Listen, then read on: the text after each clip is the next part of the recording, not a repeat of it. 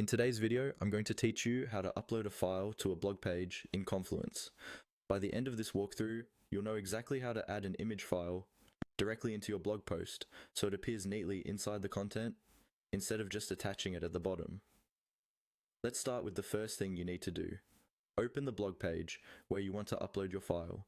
Make sure you're in the right Confluence space and that you're working on a blog post, not a regular page. From the Confluence sidebar, navigate to the space that contains your blog, then open the specific blog post you want to edit. If the blog post is still a draft, open that draft. If it's already published, click the edit option so you're taken into the editor view. You'll know you're in the editor when you can click into the main body of the page and see the text cursor blinking. Once you're in the editor, click inside the content area where you want the image to appear. This is important because the file will be inserted exactly at that point in your text. For example, you might want the image right under a heading or between two paragraphs that talk about the screenshot or graphic you're about to show.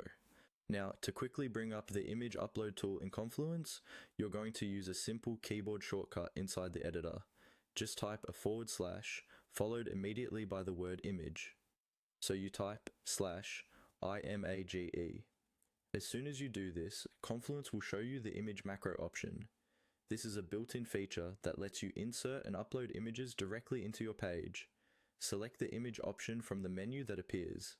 At this point, Confluence will prompt you to either upload a new file from your computer or choose an existing image that's already been uploaded to this page or space. To upload a new file, click the Upload or Browse button, then find the image file you want on your computer. It's a good idea to use clear file names so you can recognize them easily later. After the upload finishes, the image will appear right